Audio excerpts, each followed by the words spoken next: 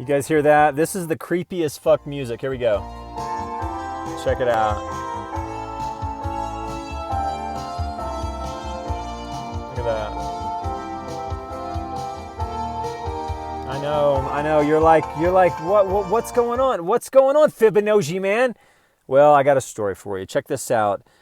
You know, you just never know where you're going to find some wisdom here. Check this out. I was at the Durango Library, in which, by the way, I think you can judge a city by its public library. And Durango has the best library I think I've ever seen. So check it out. This is what I bought. Not only did I get some good coffee from a really good looking girl, by the way, she was really hot. I think she was really married too, and she's kind of doing like the cat thing. And anyway, so over there they have some audiobooks, and I'm one of those guys that love audiobooks. I love, you just never know where you're going to pick up some knowledge, and I saw this here. It says how to talk to kids so kids will listen, and listen so kids will talk. And I'm a father of two before #MRA. And being a parent's fucking hard, dude. Being a single dad, holy shit, it doesn't get any harder. But guess what? Adele is here to help us. You're like, I thought she was a singer. I didn't know she was like a parental person. No, I don't know if she's a parental person either, but I know. And anyway, so this is really good. It's $1, dude. I mean, my coffee costs more than that, so you just never know where you're going to pick it up. But here you go. Let me show you how to be a better parent, because, man, I tell you, being a parent's really hard. In fact, if you had parents, you realize, holy shit, they were holla. Anyway, here's the Fibonacci version, and I'm still I'm on track 12, so there's like 15, and really talking about developing empathy, and yes, there are some techniques in there, but really, more importantly, it's about really just affirming and, when I say affirming the child's feelings. In fact, there's a quote there that somewhere I read somewhere. I need to give whoever said this the proper credit. The quote goes, "Be careful how you talk to your children, for that will be the voice that they talk to themselves." And so it's interesting the way this, I'm not sure if she's a psychologist or what, but this Adele Faber chick is talking about, and she's really just talking about learning how to empathize with your child, what doesn't work. And when you know what doesn't work, you can move into what does work. And I mean, holy shit, for $1, I highly recommend this. How to talk to kids so kids will listen, and listen so kids will talk. So here you go. This is 12. Listen to the creepy music. There you go. 1985. But still, it's good. I mean, wisdom is wisdom, dude. It's approximately an hour. Get your kids' cooperation. This is real important. She's talking about labels. Check this out. We'd like to talk now about the need for freeing children from playing roles. What? I'll always remember the moment when my son David was born. David was born? 5 seconds had gone by, and he still hadn't breathed.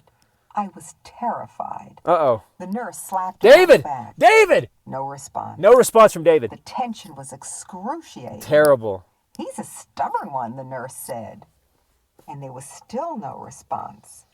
A moment later, he cried. David. That piercing sound of Beautiful. the newborn. David's alive. The relief was indescribable. Wonderful. Wonderful. But later on that day, I found myself wondering, is he really stubborn? Well, by the time I brought him home from the hospital, I had put the nurse's comment in perspective. Foolish words from a foolish woman. Imagine putting a label on an infant less than half a minute old. Who can't breathe? And yet, would you believe that every time during the next few years, when he kept on crying, no matter how long I patted or rocked him, when he wouldn't try a new food, when he refused to take a nap, when he wouldn't wear a sweater on a cold day, the thought would run through my mind. Who talks like that? Right. He is stubborn. I should have known better. All the psychology courses I had taken had warned of the dangers of a self-fulfilling prophecy. If you labeled a child as a slow learner, he would begin to see himself as a slow learner. If you saw a child as mischievous, chances are he'd start showing you just how mischievous he could be. See, there you go. It's just basics. I mean, like, nobody likes labels. Like, I mean, a lot of people call me Fibonacci, and they're just like, John, you're the best in the world. And I'm like, I can't bear that burden of that label. And, so we got to be careful with our labels. And I could look back at, in fact, I grew up with a stepfather who was from Malaysia. So picture me, Oklahoma, Wonder Bread white mama, and my stepfather was named Abdul. He was a nuclear pharmacist. So all the haha LOL jokes about Arabs and how cheap they are, and I'm a stepdad, and the only thing I didn't have was I wasn't a redheaded stepchild, but holy shit, the label. So anyway, I'm not gonna sum up this whole thing, but I want this YouTube channel to be a source of light and love, and so I highly recommend this. How to talk to kids so kids will listen, and listen so kids will talk for only $1, dude. But what did you get on the YouTube? Got it for free. Beware labels. Beware labels. And I don't care if you're a kid, you're a big kid, a 40-year-old kid. Nobody likes labels. Holy shit, you guys be good. Email me, americana417@gmail.com.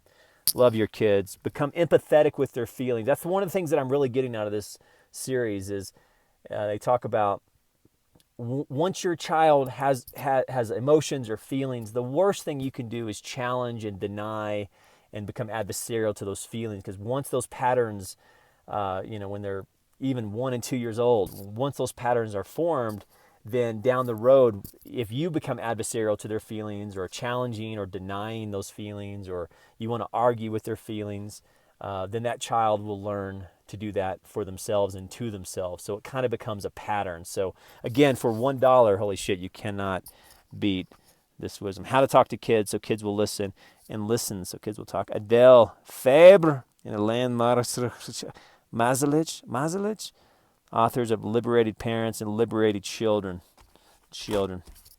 Email me, americana417@gmail.com, or follow me at Fibonacci. See what else she has to say. Sure, she's going to tell you something else that's brilliant. Cost. I agreed completely, and yet I couldn't stop thinking of David as a stubborn David's kid. Not stubborn. The only comfort I had was in knowing that I wasn't alone. There you go. At least once a week, I'd hear some parents somewhere say something like, "My oldest is my problem child," or "Bobby is just a born bully," or "Julie is such a picky eater." How parents... Or Fibonacci's so awesome, and that's why I'm following him, at Fibonacci. Retweet this, give it to a parent. Remember, the voice that we speak to our children will become the voice that they speak to themselves. Man, like I said, I got 2 kids, 2 beautiful kids, and I wish somebody would give me this $1. Holy shit, hashtag MRA. You know how hard it is to be a single dad. Holy shit. In fact, pick this up, give it to a single father. Say, listen, Fibonacci nigger guy, he's telling me, he's singing your song. And he wants you to know how to talk to kids so kids will listen, and listen so kids will talk.